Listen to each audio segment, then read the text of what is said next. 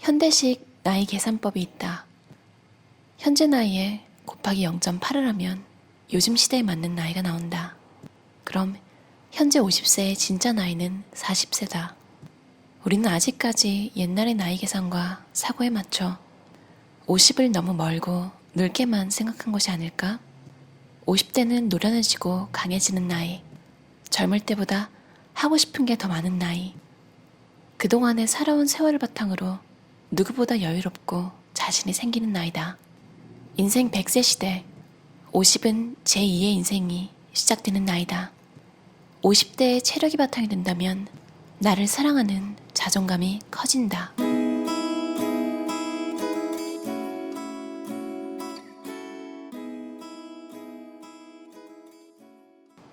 미국 코넬 대학교 교수이자 사회학자인 칼 팔레머 저서 내가 알고 있는 걸 당신도 알게 된다면에 나오는 한 구절을 좋아한다. 좋은 것도 나쁜 것도 다 삶의 조각들이고 그 조각들이 맞춰져 온전한 삶이 만들어지는 거야. 그 삶은 그 무엇과도 바꿀 수 없지.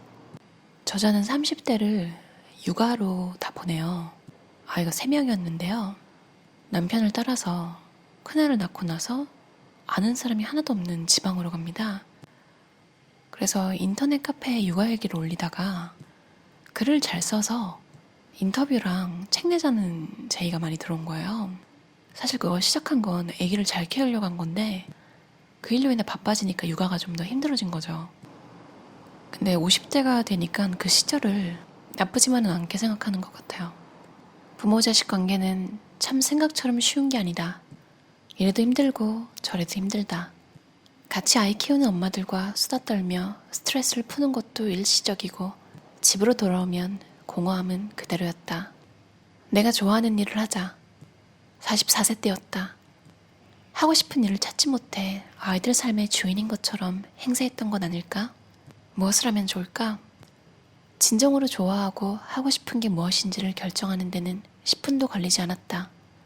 동화작가가 되고 싶었다. 이렇게 마음을 먹고 동화작가 수업을 검색해서 정말로 47세에 작가가 되었어요. 30대 육아 경험으로 40대가 되었을 때 그걸 강점으로 새로운 인생을 시작한 거죠. 더 늦기 전에 자신이 하고 싶었던 것들을 하나씩 해보자. 남을 위해 희생하고 참기만 하다가 끝내기엔 인생이 너무 짧고 아깝다. 참고 또 참는 건 캔디나 하게더라. 참아봤자 남는 건 후회뿐이다. 하고 싶은 건 그냥 하자. 미루지 말고. 어릴 적 좋아했던 게 무엇이었나?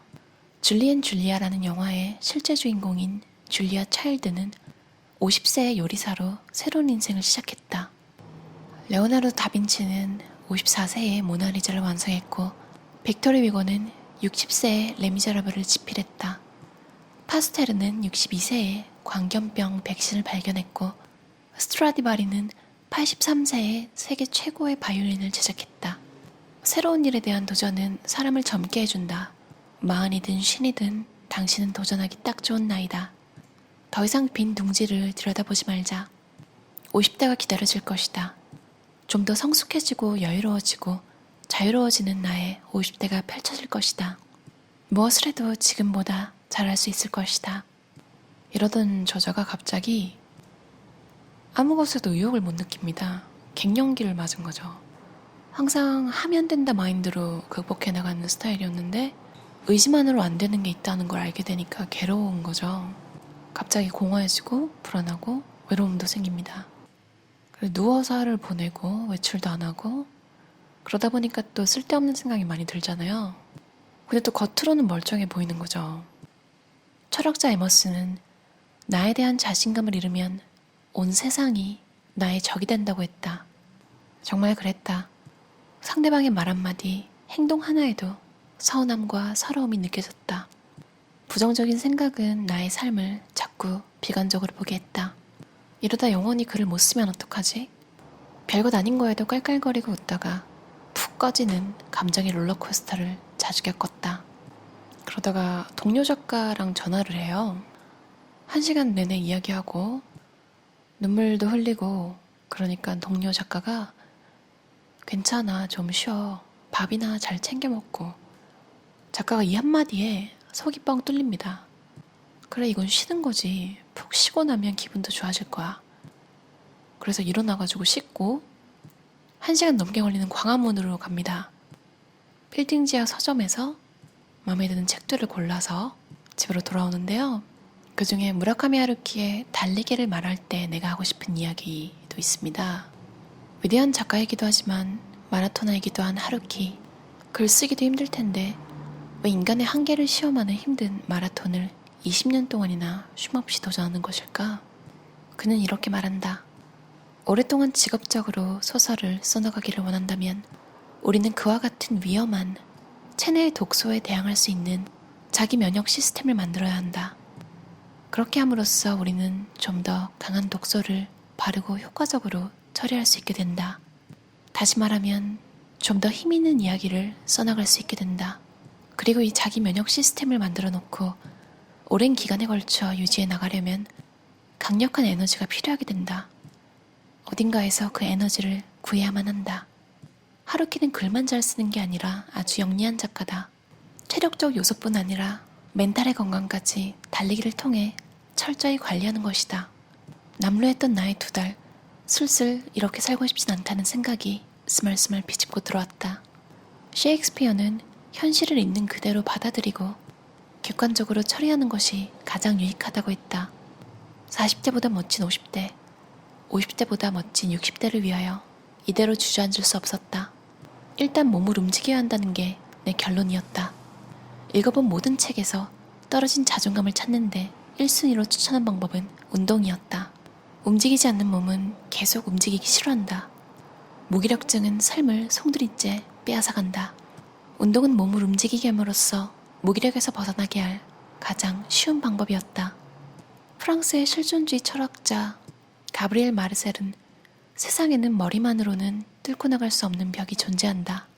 그때는 직접 몸으로 부딪혀야만 한다고 했다. 이러한 상황에서 뭐라도 하는 것이 아무것도 하지 않는 것보다 나을 것이 분명했다. 노트북 자판을 두드리기 전에 바닥난 체력부터 키워야 했다. 갱년기 증상으로 우울한 4050이여. 우울하지 않은 사람보다 우울증을 극복하고 치유한 사람들이 더 큰 보상을 받는다고 한다. 바싹 마른 낙엽처럼 바스러진 내면을 발견하고 나에 대한 새로운 깨달음을 가질 수 있기 때문이다. 더 나아가 다른 사람에 대한 감정과 생각을 깊이 이해할 수 있는 성숙의 시간이 될 수 있다. 우리는 누구나 마음먹기에 따라 자신의 인생을 변화시킬 수 있다. 중요한 건 우리가 원하는 것, 할 수 있는 것을 행동으로 옮길 수 있느냐에 달려있다. 2달여간의 무기력증을 떨쳐내고 나는 마침내 운동화를 신고 문 밖으로 나갔다. 몸이 바뀌면 마음이 바뀐다. 눈 뜨자마자 기지개 한번 시원하게 켜기부터 시작했다. 움직임이 움직임을 낳는다. 대부분 기지개에서 끝나지 않는다. 목도 돌려보고 어깨 돌리기도 한다. 몸은 서서히 깨어나기 시작한다. 찌뿌둥함이 사라지며 정신이 맑아진다. 에너지가 돌면서 아침 시간을 즐긴다. 커피 한 잔을 하고 계단만 오르내리면 하루 운동 끝. 계단 오르내리기도 처음부터 아파트 전체로 잡지 않았다. 10계단만 올라갔다 오자였다. 솔직히 10계단은 1분도 안 걸린다. 1분이면 할 수 있는 일. 아침부터 뭔가 해냈다는 게 중요했다. 내가 이루고 싶은 게 있거든 체력을 먼저 길러라. 평생 해야 할 일이라고 생각되거든 체력을 먼저 길러라. 게으름, 나태, 권태, 우울, 분노 모두 체력이 버티지 못해서 정신이 몸의 지배를 받아 나타나는 증상이야. 드라마 미생의 명대사가 괜히 회자되는 게 아니다. 정신과 육체는 나눌 수 없다. 그렇게 작게 운동을 하다가 집에서 TV를 보다가 75세 할머니가 보디빌더 대회에서 2등을 한 인터뷰를 본 거예요. 원래 임종수 할머니는 허리 협착증으로 땅에 발도 못 디딜 정도로 아팠는데 지푸라기라도 잡는 심정으로 재활운동이라고 쓰여진 체육관 간판을 보고 들어가서 등록하셨대요. 와, 근데 운 좋게 좋은 관장님을 만난 것 같아요. 보디빌더를 권유하신 거예요. 망설이고 있는데 관장님이 직접 등록도 하고 선수용 비키니까지 빌려다 줘서 안 할 수 없는 환경을 만들어주신 거죠. 와, 근데 11시 40분부터 오후 2시 40분까지 3시간 동안 설거지 아르바이트를 하고 나서 운동에 집중했대요. 그 설거지 아르바이트비는 PT 레슨비. 그걸 보고 저자도 내 몸에 투자하자. 건강해야 내가 좋아하는 일도 오래 하지. 막연한 운동으로는 능률이 별로 없을 것 같아서 몸을 잘 알고 운동을 잘 시킨다고 소문난 트레이너들을 찾았대요. 상태를 지금 설명하니까 트레이너가 딱 거두절미하게 운동으로 무조건 해결할 수 있다 이렇게 말했대요. 하지만 중요한 건 또 식단, 그리고 자기 전에 폼롤러로 스트레칭하는 습관, 바른 자세를 유지하는 것도 운동이래요. 그런 이야기를 막 듣고 나니까 홀린 듯이 등록을 하게 되죠. 그리고 남은 돈으로 폼롤러를 사고 예쁜 운동화랑 운동복도 사서 들어갑니다. 와, 진짜 이 작가님 진짜 이 정도면 괜찮지가 아니라 그냥 장난이 아니에요. 진짜 몸 만드신 게. 이 책 표지가 작가님 뒷모습이거든요. 이 정도면 괜찮지가 아니라 보시면 아마 헉 소리가 날 거예요. 아니 50대에? 저는 아직 50대를 겪진 않았지만 사회에서 이렇게 생각하는 편견적인 이미지가 있잖아요. 저는 그런 게 좀 싫은데 나이별로 와 진짜 24살 때였나? 너도 이제 꺾인다. 지금 생각하면 진짜 어린 나이인데 그런 소리를 들었던 기억이 있네요. 뭐 당연히 꺾여서 달라진 건 하나도 없었습니다. 오히려 이직도 하고 뭐 좋았던 것 같네요.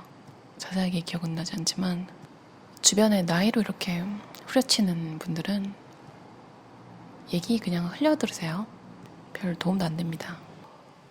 작가님도 역시나 그 할머니처럼 운동을 몇 번 하다가 트레이너분이 대회반으로 옮기자는 제안을 합니다. 거기서도 좀 고민됐나 봐요. 40대는 간혹 있는데 50대는 없었대요. 그리고 가끔 남편이랑 주말마다 맥주 마시면서 이런저런 얘기하는 게 낙인데 그걸 포기해야 되잖아요. 근데 며칠 고민하다가 안 하면 아쉬울 것 같은 거예요. 50세부터는 뭔가 하고 싶으면 바로 해야 한다. 망설이고 뭐고 할 시간이 없다. 기왕이면 50세에 하는 게 멋질 것 같았다. 까짓것 한번 해보지 뭐. 그래, 하자. 내 인생의 돌파구가 될 수도 있어. 추석 때도 새벽에 일어나 보온 도시락에 닭가슴살 채소볶음을 쌌다. 운동이 내 삶의 중심으로 들어오니 많은 게 변했다. 매일 나의 한계를 넘는 일에 도전하다 보니 갱년기내 먼해하는 게 끼어들 틈이 없었다. 대회 준비를 누가 대신해줄 수도 없고 날짜는 촉박하니 하루라도 운동을 빼먹을 수 없었다. 아침에 부스스 일어나 눈도 못 뜨면서 무조건 반사처럼 운동복으로 갈아입고 아파트 단지 안 헬스장에 가서 공복 운동을 2시간씩 했다. 저녁 때도 매일 2시간 이상을 했다. 한 개도 못할 것 같아도 반복하고 연습하다 보면 어느 순간 그 이상을 해낸다. 그때의 카타르시스. 카타르시스는 문학작품에만 있는 게 아니었다. 한계에 도전하고 하나씩 해내면서 무엇보다 정신이 강해짐을 느꼈다. 50세에 나 왜 이래 하면서 질질 짜던 아줌마도 할 수 있네. 하면 다 되지 못할 게 어딨어? 이런 자신감이 저절로 스며들었다. 식단을 챙기는 게 운동보다 더 어려운 일이었다. 하루에 4끼를 규칙적으로 먹는 게 이렇게 힘든 일인지 몰랐다. 자신의 복근을 본 적이 있는가? 나는 봤다. 50살에 처음으로 11자로 아주 예쁘게 있었다. 그리고 알았다. 복근은 생기는 게 아니라 보이는 거라는 걸. 20대에도 30대에도 40대에도 보지 못했던 나의 복근을 50대에 만나보다니 감개무량했지만 그것도 잠시였다. 와, 여기서 트레이너가 있다는 게 얼마나 힘이 되는 건지 알 것 같아요. 이때 되게 기운이 빠졌는데 왜냐면 복근은 보이는데 배가 바람 빠진 풍선 같아 보였대요. 근데 트레이너가 딱 단호하게 복근 운동 이제부터 하면 훨씬 좋아질 거라고. 홈트 동영상 중 쉽게 따라할 수 있는 거 위주로 했다. 땅크 부부 주원 홈트 영상을 많이 참고했다. 쉽고 기본에 충실한 동작들로 골라서 했다. 열흘쯤 지나니 확실히 효과가 있었다. 뱃살이 등가죽에 붙어있을 정도로 살이 빠지니 복근 운동 직후에는 무늬 찍히듯 라인이 생겼다. 나는 이제 시작이다. 인생의 어느 때보다 활기차다.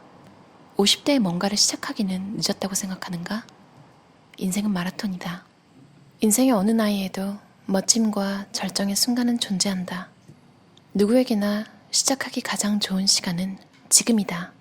75세에 미술을 시작한 미국의 국민화가 안나 모지스는 그녀의 100번째 생일을 축하하기 위해 모인 사람들에게 이렇게 말한다. 정말 하고 싶은 일을 하세요. 신이 기뻐하시며 성공의 문을 열어주실 것입니다. 당신의 나이가 이미 80이라 하더라도요. 사람들은 늘 너무 늦었어라고 말합니다. 하지만 사실은 지금이 가장 좋은 때입니다. 좋아하는 일을 천천히 하세요. 때로 삶이 재촉하더라도 서두르지 마세요. 이 책 너무너무 좋았어요. 솔직히 인생의 어느 시기에 있는 분에게도 다 추천드릴 수 있는 책 같아요. 뚜렷한 주제가 있는 자기계발서가 있고 광범위하게 인생 전반에 도움이 되는 책이 있잖아요. 사실 사람마다 힘든 일을 겪는 시기는 다를 수 있는데 한 번이 아니라 여러 번 있을 수도 있잖아요. 근데 그때마다 도움되는 말이 이것 또한 지나가리라. 이 저자도 갱년기를 무사히 넘겼잖아요. 오히려 그 전보다 훨씬 더 건강하고 즐거운 삶을 살고 계시잖아요. 저도 한 가지 에피소드가 있는데요. 하도 한국에서 나이에 대해서 찌들어가지고 해외에서 이제 파티를 가서 사람들을 만나는데 웬만하면 나이를 안 묻는데 그래도 가끔 나이를 묻는 친구들을 만나요. 먼저 그 친구들이 말하는데 20살. 특히나 외모가 전혀 그렇지 않기 때문에 나이를 들을 때마다 깜짝 놀라거든요. 너무 어려서. 그러고 이제 제 나이를 생각하면 와, 이거 어떡하지? 친구가 될 수 있을까? 저 혼자 고민을 하고 이미 판단을 내려버린 거예요. 그래서 제가 좀 부끄러워하는 모습을 보이니까 지금은 안 그럽니다. 그때는 왜 그랬는지 모르겠어요. 그 친구가 딱 그러는 거예요. 신기하게 한국 사람들은 그놈의 나이 얘기를 너무 많이 한다고. 저뿐만이 아니었던 거죠. 그 친구 만났던 한국 사람들도 나이가 젊으면 젊어서 많으면 많아서 사실 그 한 번에 고쳐지지 않았어요. 그 다음에 그 친구들을 여러 번 만나면서 한국 사회에서 나이가 이제 좀 20대 중반 만나면 부끄러워해야 하는 그런 이상한 세뇌에서 이제 새로운 친구들이 새로운 세뇌를 저한테 해준 거죠. 나이로 어쩌고 저쩌고 나이 때문에 나이가 많아서 나이가 적어서 이런 얘기 하지 말라고. 이 얘기를 했던 친구 말고 다른 친구가 나이는 물어봤던 거라서 이 친구랑만 만났으면 아마 나이를 안 물어봤을 거예요. 아무튼 그때의 경험이 이 마인드가 더 좋은 것이다 라는 걸로 다가와서 예전부터 원래 나이는 안 물었거든요. 누굴 만나던. 진짜 더 친해지고 뭐 알 필요가 있게 되면 알게 되겠지 뭐 이런 마인드였는데 제 자신에 대한 당당함은 없었던 거죠. 그걸 그 친구로 인해서 고치게 된 걸 되게 감사해요. 물론 아직도 서로 나이를 밝히는 인사법은 별로 좋아하지 않습니다. 필요가 별로 없는 것 같아서요. 에필로그. 가수 김연자의 노래 아모르 파티를 자주 흥얼거린다. 인생은 지금이야 아모르 파티. 뜻도 모르고 따라할 때는 파티를 열어 현주를 질펀하게 놀아보자 정도로 알았다. 가사를 음미하다 보니 심오하다. 아모르 파티는 독일의 철학자 니체의 사상으로 자신의 운명을 사랑하는 뜻이다. 아무리 삶이 힘들더라도 자신의 운명을 긍정적으로 받아들이고 책임지고 사랑하자는 거다. 앞으로 수없이 경험할 새로운 세계가 남았다.